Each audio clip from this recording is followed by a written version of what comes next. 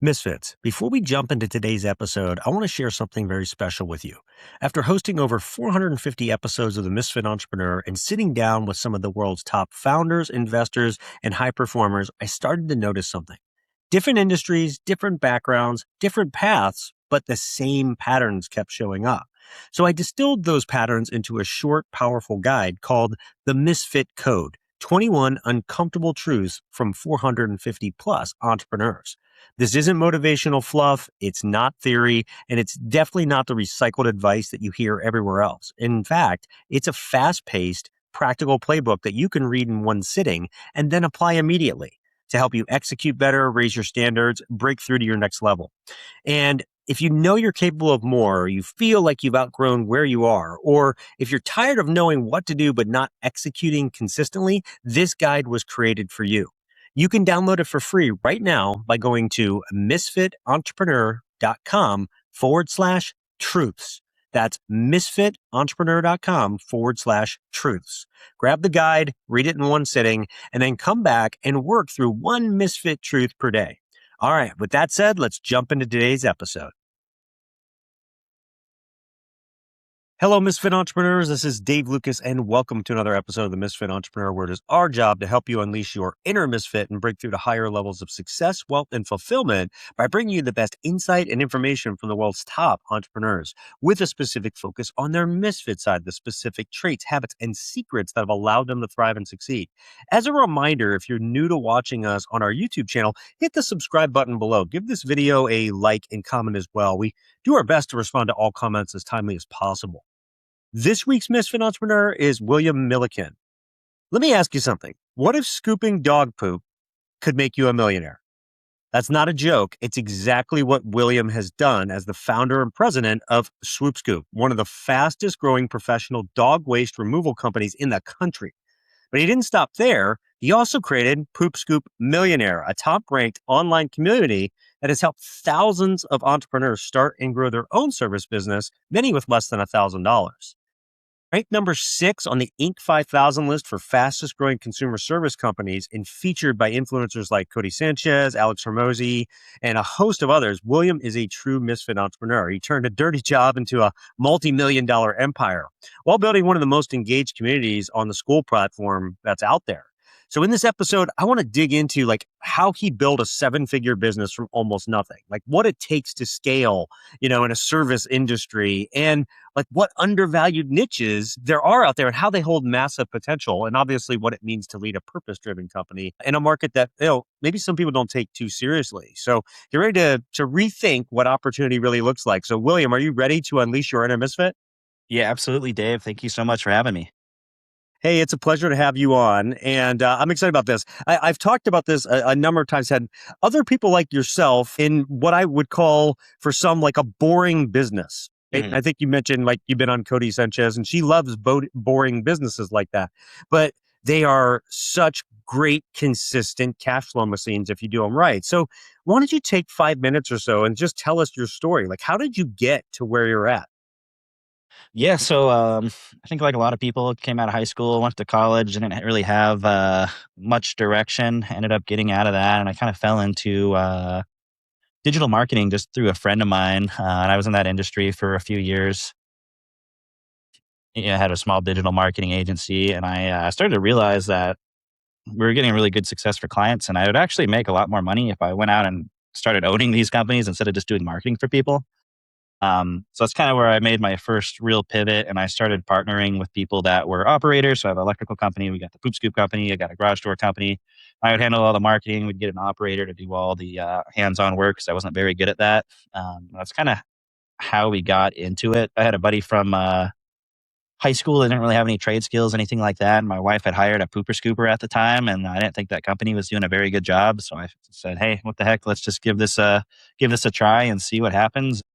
Things just really started to take off from there. And so tell us about how you did you start this? Did you just start it by making some phone calls, or how did you get it off the ground? Did you have to invest anything in it?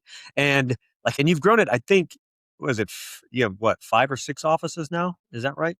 Yeah, we're in North Idaho, Spokane, Tacoma, Everett, and Seattle. Yeah. So talk about how you've done that and just a little bit more about how you've built this thing out. Yeah. So we started with basically no money. I think maybe like $1,000, just enough to get your business license, get your basic tools, things like that. And at the time, there wasn't really any information out there about how this business really worked. So I remember my business partner was out there. He threw a bunch of rocks in his backyard because he didn't have a dog, and he would like time himself to see how long it took to scoop up the rocks. So we could kind of try to reverse engineer some pricing and what our labor margins and all that could be. But at the beginning, it was kind of a grind. I had some other businesses, so it wasn't my full focus. So my business partner was out there trying to network with the vets, putting up door hangers and yard signs. And he really grinded out probably the first 10, 15 clients. So we started getting some cash flow coming in. And I thought, okay, this might be a real business. And then I started to take it more seriously, and we started investing into digital ads. And one thing about this business back in the day, there was almost no search volume whatsoever. Nobody was looking for the service. Nobody knew that it was a thing. So we decided to pivot onto Meta social media ads, and it started to go kind of viral because people hate picking up dog poop, right? It's a big pain point for a lot of people. Hmm. Or I they think, just don't do it. or they just don't do it. Yeah, especially over the winter time, which happened to be the perfect time when we started. So I call it peak poop pain season, where you got 3, 4 months of snow that melts off, and it just gets nasty out there for people. So, But yeah. So was there you kind of alluded to it. I guess there was a point where you realized this had serious entrepreneurial potential. Talk about the model that you built, how it works, and then we'll get into how you scaled it and everything. yeah. So it's a subscription model. So we will come out to somebody's yard. We'll either come out once a week, twice a week, once a month, depending on what service frequency they have. And then we just set flat rate pricing based on how many dogs they have. And they're just on a subscription model. The way that it works is they'll sign up on our website. I tried to make it as much similar to e-commerce as I possibly could. So people will sign up on our website. They don't have to talk to anybody, which I think is a great benefit and one of the reasons we were able to grow so quickly. From there, we will show up to somebody's house. We'll walk a specific pattern in their yard, make sure that we get everything. We'll close the gate. We'll take a gate photo so they know that their dog's not going to be let out or anything like that. Then we'll also clean all our equipment with a kennel grade disinfectant, just so we're not spreading parvo or any other like illnesses like that. That's really kind of the basic system that we started with. And it was just how much poop can we scoop? And we just kept trying to keep it simple and keep it growing. What are the margins like if you do it So when you right? first starting off, the margins can be really good, obviously. So there's not a lot of expenses to the business. Once you get your clients, you don't really have to reinvest into marketing if you don't want to, other than just making up for the churn. There's not really any cost of goods sold. So the margin can be really high, minus just your basic gas, fuel, that type of thing. As you scale, margins naturally shrink as you bring in different management layers and things like that. But I would say, like as a sizable company, I'd like to be at like a 30% net. So yeah, so perfect. That gives people a frame of mind as we go further. So you've scaled this thing to a multi-million-dollar business, Mhm. right? So Yep.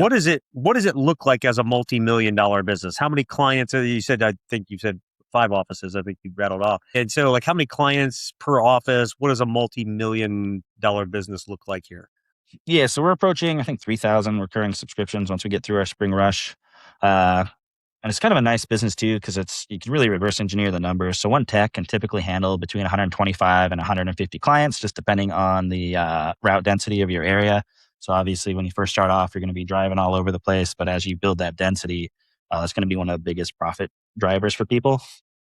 And you kind of just reverse engineered it from there. So we get once you get up to 5, 6, 7, 8 scoopers, you'll need to bring in a scoopervisor is what we call it. So our locations have a scoopervisor. And then as we got even bigger and bigger, we had to start building out these different departments. So this last year was really about trying to build that infrastructure so we can just copy paste more locations easier. So now we got operations manager who oversees all the supervisors. We got a marketing manager, we got an office manager, we got customer service reps. So we've really focused on building out kind of that next layer of management. And that's where your margins kind of get squeezed as you're going from, I don't know, 2, 3 to 4, 5, $6 million is kind of the range that we're jumping through right now. So what's the stickiness like for a client once they sign up? Do they stay Yes. on forever at that point? Do they come and go as they please? What's it look like? Yes, we don't have contracts or anything, but our average client stays. We have about a 4 to 5% monthly customer churn, and that's for a variety of reasons. One of the biggest things is there's some structural churn in the business because unfortunately dogs pass away. So Yeah. we'll have, 300, 400 dogs on our route pass away every single year now, which is unfortunate. People move, different things like that. So we're about 4 to 5% monthly churn, depending on the location and the time of year. And then our average client now pays us a little over $120 a month. Yeah, nice. Nice. Yeah, like you said, you could really run it well by the numbers. So as you did scale it, what for you were the most like critical systems or even decisions that really made that possible for you? Yeah. So the main thing, I guess we'll talk about, we have the client acquisition side, and then we have the actual fulfillment side. So on the client acquisition side, it was really looking at what's our customer acquisition cost and what is our customer lifetime value. And if we're within a healthy range, is how much money can we actually like push into that responsibly, I guess, because sometimes it's easy to get a little carried away and spend too much money when things are growing. So that's the main thing that I look at. Costs obviously go up over time as advertising platforms become more expensive.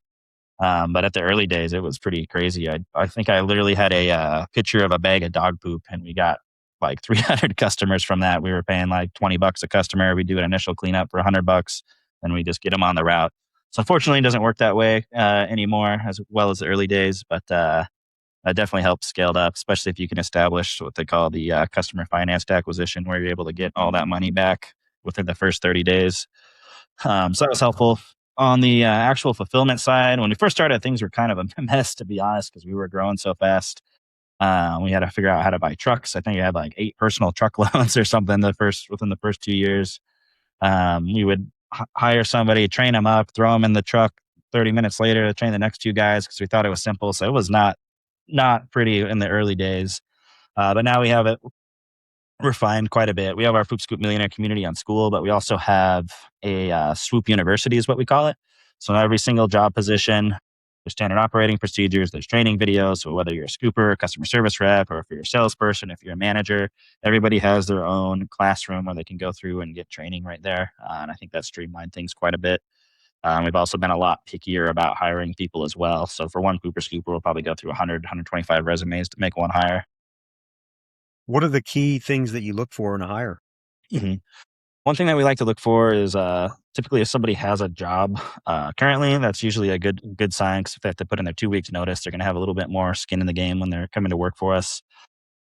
Looking for people that aren't hopping jobs left and right.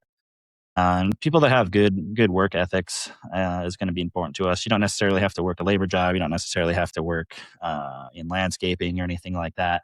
But you got to be able to work outside. You got to be able to work independently, and you got to be able to actually work is the other thing.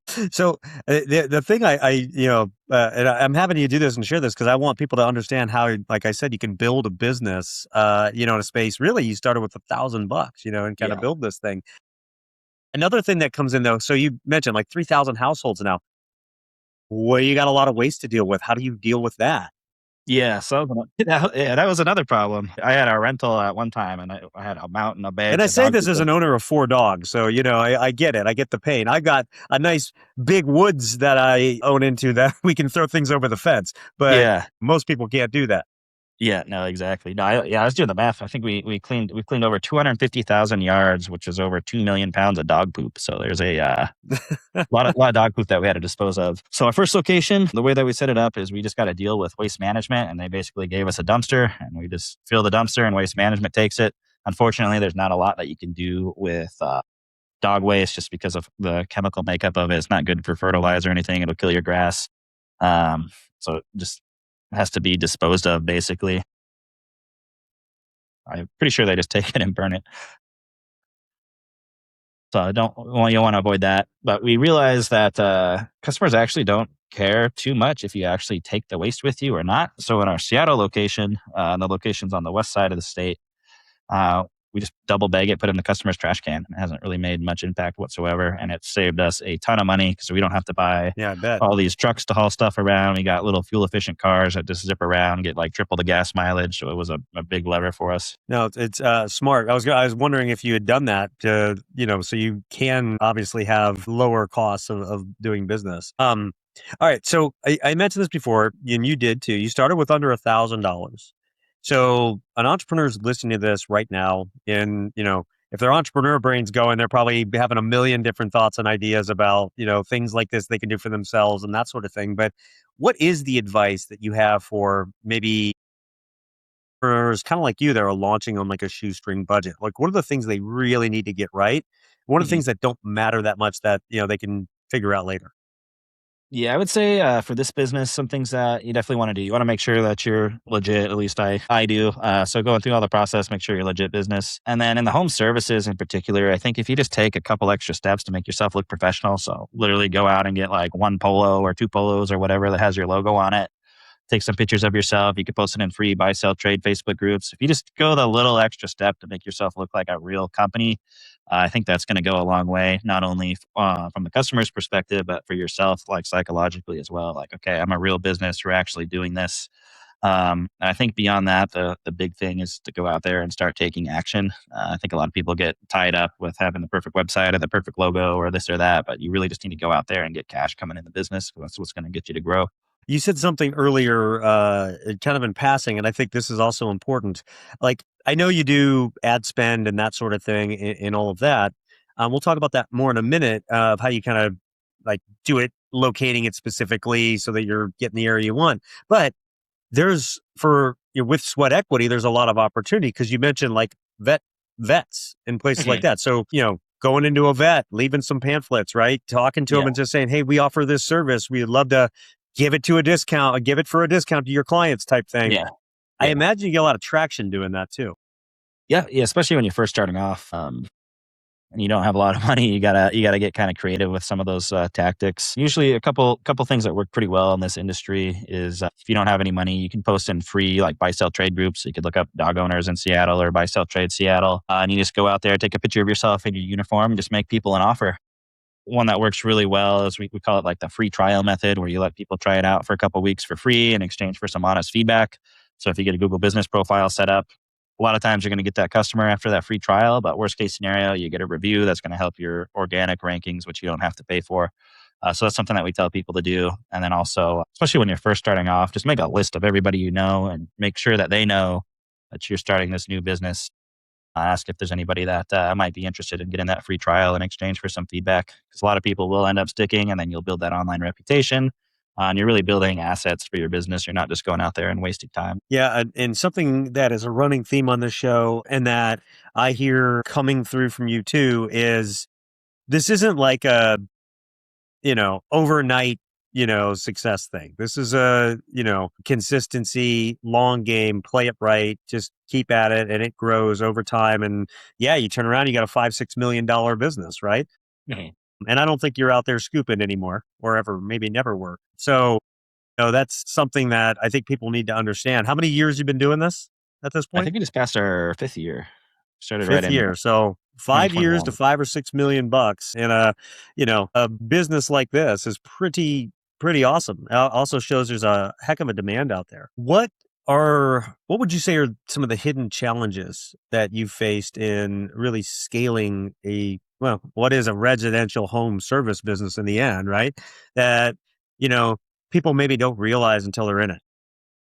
Yeah, one thing that was really surprising to me was not necessarily home services, but this industry in particular is the seasonality of the business. I really expected the summertime to be the busiest time when in fact it's actually the winter time, the first quarter. So the worse the weather, the less likely people are to actually want to go out there and pick up their dog poop. So that was really surprising to me, especially in that first year because we had such a good customer acquisition cost. I was like, I need to mortgage my house and do all this stuff to throw more money into it. And as soon as summer hit, the demand just like died off until we got back into worse weather. So that was one thing that was pretty surprising to me, I would say. So if you're going to launch a business like this, or like if somebody's sitting here going, okay, I want to do this in my area, Mhm. do it at do it beginning of the year is the time to do it. December, Yeah, it's going to be January. the peak time. So when we open new locations, we usually like to do it around like September, October. It gives you a couple months to, with some demand as you start to scale up, you start to get kind of some good systems, you start getting reviews coming in. But then once that quarter one hits, that January, February, March, that's when things go pretty crazy. And that's for areas even without snow. Cause I think a lot of advertisers, they'll stop advertising like after the holiday season. So advertising is a lot cheaper. We just bought a bunch of like billboards in our area and we got like half off just because people aren't advertising this time of year and it happens to be our peak season. So there's some benefits to the seasonality, but you kind of got to know those tips and tricks. No, that's great. Great points too. In fact, so now that we've kind of talked through that and some of the organic ways to grow, I want to talk a little bit about what you're doing for like paid advertising and that. And then I've obviously more questions about just your entrepreneur journey in general. So we're going to do that. We're going to take just a quick 1 minute break. We'll be right back. Misfit Entrepreneurs, I want to tell you about an amazing resource that will have tremendous impact on your business and your revenue. I have used this solution in multiple businesses and it has made an incredible difference. Let me start by asking you something. Do you know how much it costs your business when just one salesperson doesn't step up to deliver? Do you really know? The cost can easily exceed six figures for just one bad hire, not just from the time, effort, and resources in hiring them, but from the lost business and downtime as well, as you have to go find a new salesperson and everything surrounding that. And the last thing any growing business can afford is to have a failed hire, especially in sales, the revenue driver for the company. But what if there was a way to know someone checked all the boxes of a great sales hunter and closer before you ever hired them? That's the solution that I found from a company called Sales Drive. They have created a solution called Drive Test. It's a powerful hiring tool that separates high performance salespeople from pretenders by measuring the most critical personality trait needed for success in sales: drive. Drive is composed of three non teachable traits shared by all top producers: the need for achievement, competitiveness, and optimism. And knowing who has drive before the interview dramatically increases your chances of selecting salespeople who will produce for you while avoiding those costly bad hires. I've used the solution and it works. In fact, it works so well, I've referred them to every company that I work with. And they've created a very special offer so that you can try them for free as well. You can get a free drive test assessment today at www.misfitentrepreneur.com/sales drive. That's misfitentrepreneur.com/sales drive, all one word. Start using the drive test in your hiring and never hire a bad salesperson again. Okay, so before the break, I had mentioned, you've got both sides, right? You've got the organic way to grow, you've got the paid way to grow. So talk to us about how you do the paid advertising to ensure that you're hitting the mark, because obviously you're focusing on certain communities, right? So how do you Yeah. do it? Yeah, so we kind of have a marketing system, I guess, if you will. So as I mentioned, there wasn't a lot of search volume for it. So getting out in front of people, the two ways we do that are with our vehicle wraps. So every time we buy a new vehicle, we get a full wrap on it, like right away, no exception. And then through Facebook advertising. And coincidentally, our best Facebook ads tend to be pictures of our wrap vehicles or employees that are standing in front of wrap vehicles with their uniforms on. So it's kind of how we start generating demand. And then through generating that demand, we also start generating more search volume for the service. So then on the other side of that cycle, it's important to make sure that our Google profiles are locked in, that we have good reviews. We're showing up in the map section. We're showing up in the organic section. We're showing up for all the keywords we want to in our actual Google ads.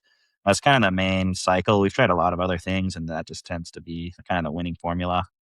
And then beyond that, to recapture a lot of that demand, if people don't sign up from Google or whatever, for marketing through SMS for marketing tends to be the most effective. So we'll get people opted into that before they get their quote. And then we also have a sales rep that will follow up on people that got a quote and didn't sign up. What platforms do you use to manage everything?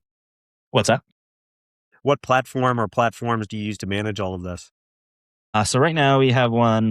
We use Easy Text to manage that, and then it connects to our CRM, which is called Sweep and Go.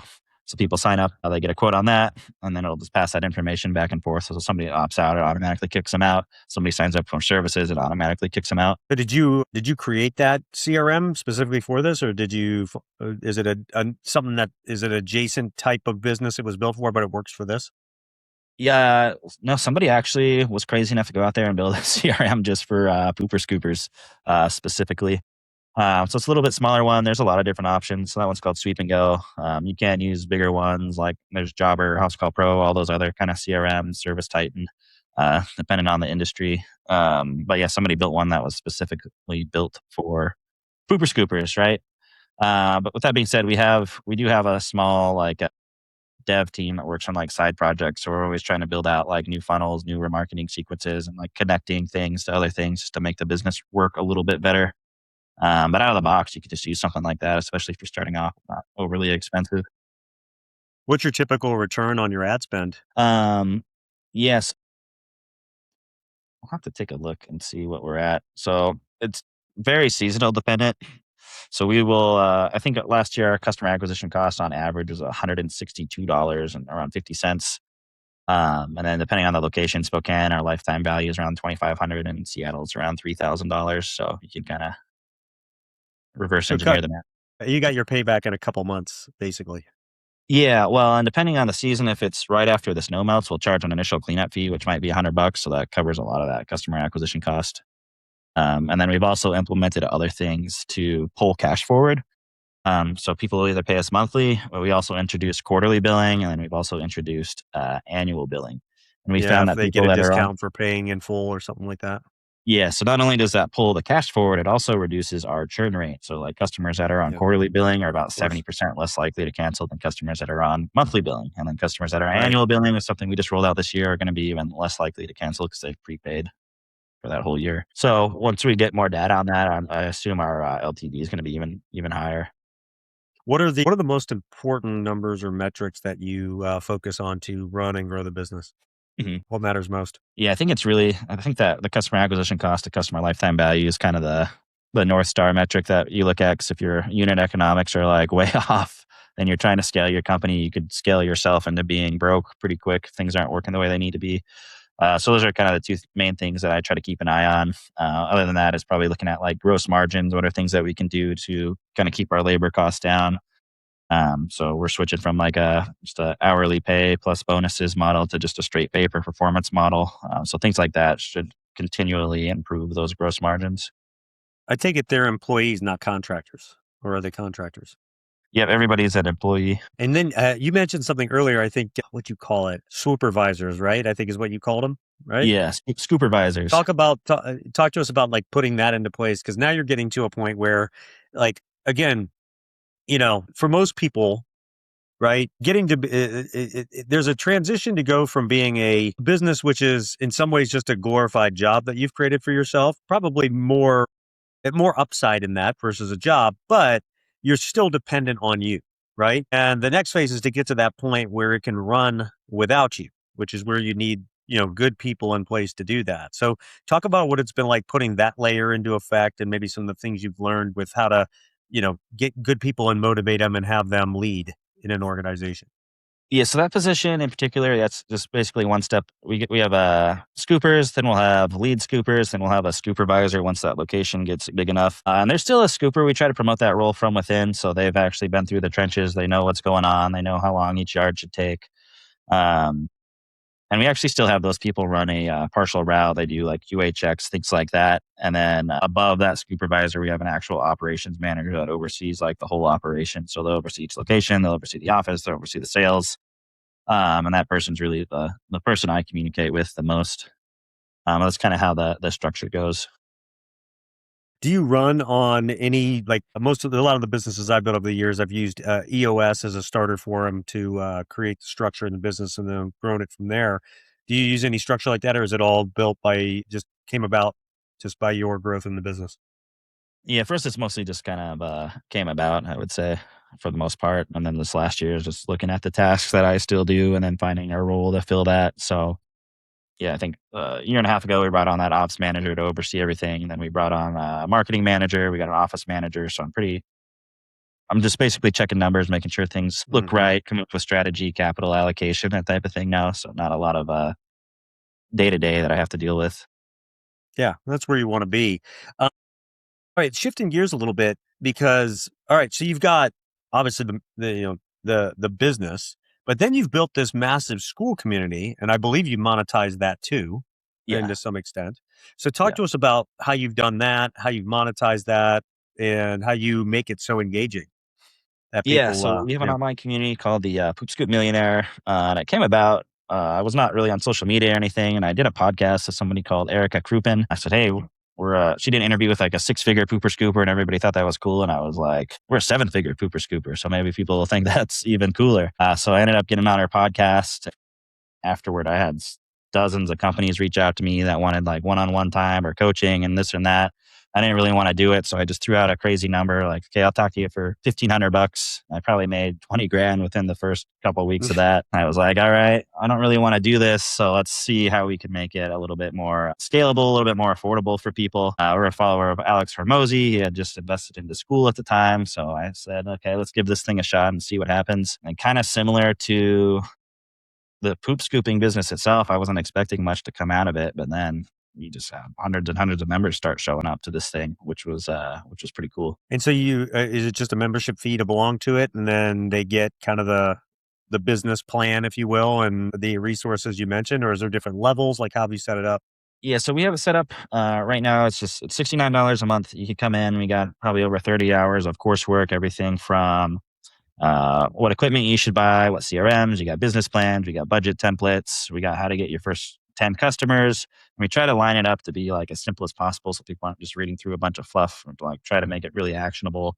And then beyond that, we have courses on marketing, how we run our Facebook ads, how we run our Google ads, how we do our SEO, how we hire people, how we train people, like on the scooper level.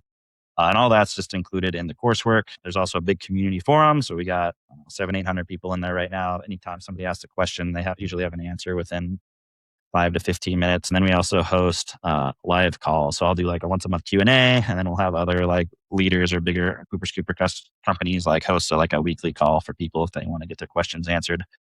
And that's all wrapped up in that community. Nice. And you've grown it.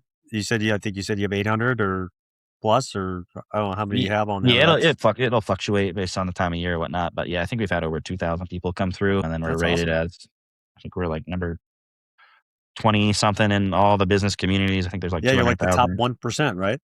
Yeah, top 1% income, top 1% engagement, and then top 1% like activity. So, which is cool So for scoop and poop.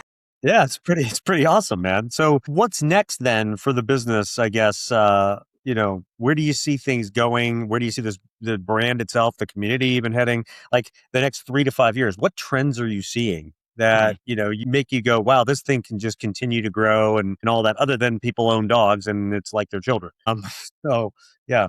Yeah, I think that the industry is just going to keep growing. Kind of our mission statement is we want to lead the pack in making this a mainstream service. A lot of people just don't know that it exists.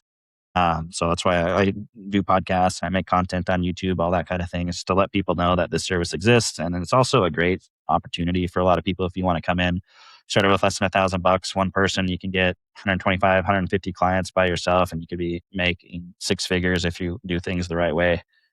Picking up dog poop. So there's not a ton of opportunities like that with no real technical skills, right? As far as us goes, we had a lot of options. We looked at franchising, we looked at opening up more corporate locations, we looked at just doing online stuff.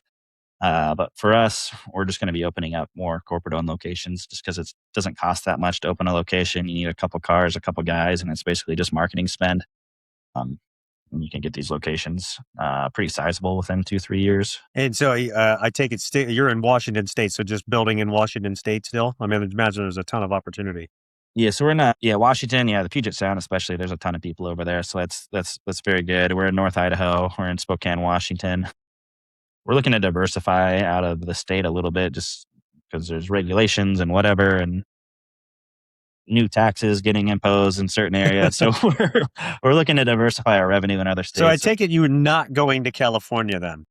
No, we're gonna probably avoid California and Oregon for now. I think next stops are gonna be either more locations in Idaho. We're looking at Utah. We're looking at like northern Nevada as kind of like the immediate expansion. What would you say are maybe your top two or three biggest surprises along your entrepreneur journey to date? Not just with this, but just in general. Biggest surprises.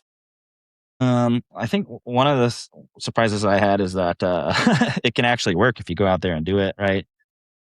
The first business that I had was with the marketing with another partner, and that kind of grinded out forever. But then once I made that pivot and got into like the home services and found something that really clicked where there's a lot of demand.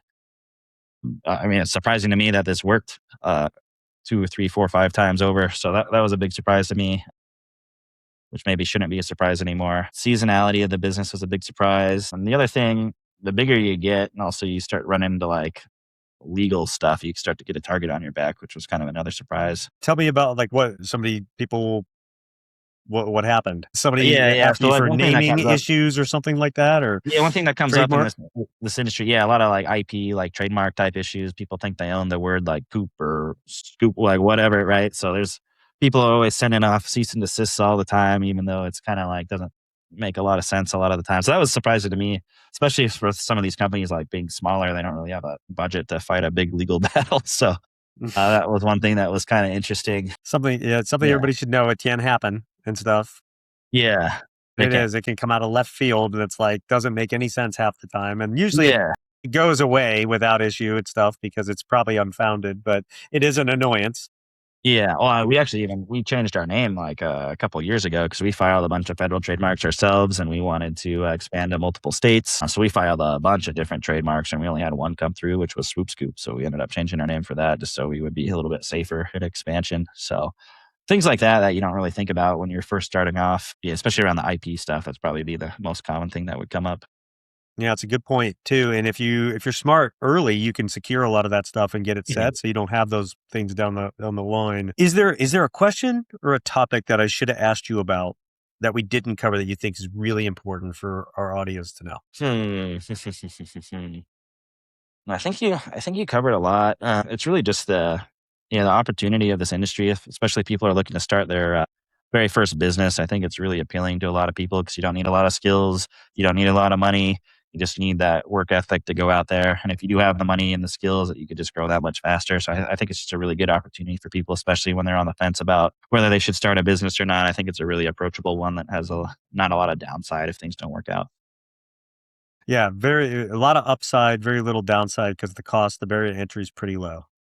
Yeah. Right? Yeah. Absolutely. So, awesome, awesome. That's a great point. It's a great thing to look for people if you're out there, whether it's this or something else, look for things like that. It's I always call it like an asymmetric risk to reward, right?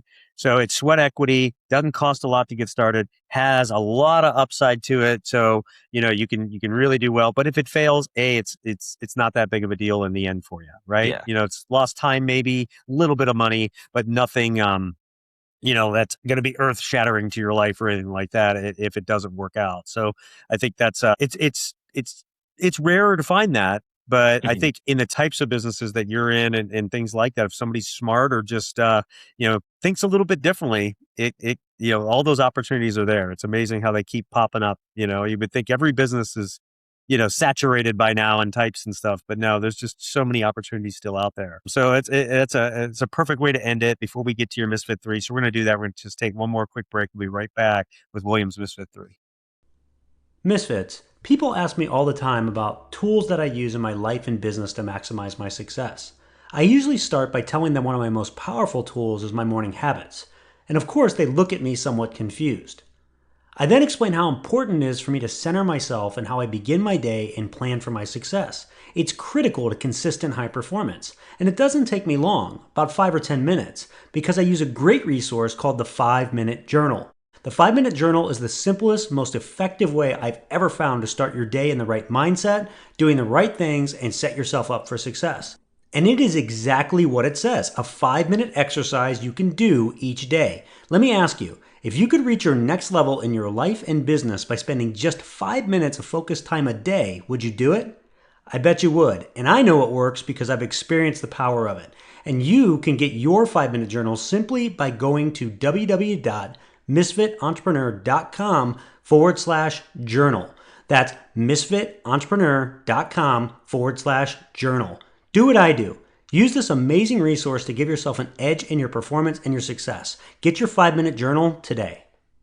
Okay, it's time for William's Misfit 3. These are the three things that he wants you to take that you could put in your business, your life, make a difference for yourself starting today. And the way that I always frame this to every guest that comes on the show is I say, hey, look, if you were going to leave this earth tomorrow and you could only leave behind your three best pieces of wisdom to the generations that come after you to help them live their best life, what would those three things be? So, William, what are your Misfit 3? Yeah, so I'd say probably the first one is to take action with volume. As I mentioned before, people try to have the perfect website, they try to have the perfect logo, they have the perfect everything, and they don't actually go out there and take action. And sometimes when they do go out and take action, they're just not doing enough volume to actually get the results they want, and that they need to be relentless around that. So whether it's doing cold outreach or spending a certain amount of money on ads, like if you're not doing that, you're going to have a hard time succeeding. Other piece of advice I would say is to be humble. Things in business can just flip on their head and it might not be your fault. There could be things with seasonality or regulations that come in. So just because things are going good doesn't mean it's always going to be going good. And it's always important to continue to learn, be humble, and not be arrogant about the position that you're in because it could change and there's nothing that you can do about it sometimes. And the third thing I would say is just have fun and enjoy the ride. It's been an awesome experience for me getting into entrepreneurship. It allowed me to do things I wouldn't have been able to do otherwise. Gave me a lot of freedom to travel and do things with my family. So I think it's important to have fun along the way. It's easy to get sucked into your business and just work 100 hours a week just as you're trying to grind it out. But as you start to get those wins, I think it's important to enjoy them as you're going up. William, it's an awesome Misfit 3. In fact, that second one is such a great message that people need to hear over and over. So thanks for sharing that. If people do want to learn more about you and the community and everything, where should they go? Yeah, if you just basically Google SwoopScoop Millionaire, you'll be able to find me. It's pretty much the only way people talk to me. I check my DMs every morning and I respond to people's questions, whether it's SwoopScoop related or not. You can find me there. Otherwise, you could also search YouTube, the Scoop Start channel. We got some videos there if you're interested in getting into the industry, just totally free. Awesome. We'll link to all that in the show notes for the episode, the best show notes in the business for reasons I'll talk about more in a second. But first, for those of you that are new to the Misfit Entrepreneur, it's your first episode with us. Welcome. It is such an honor to have you with us.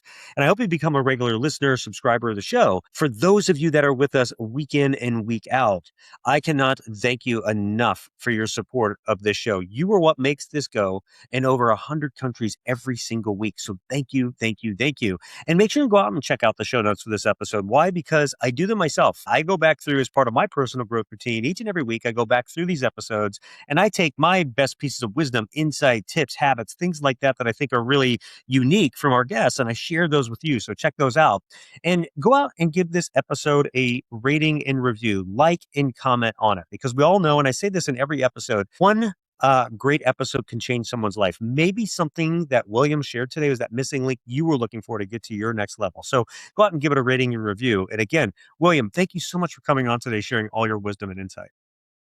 Yeah, thanks for having me, Dave. Appreciate it.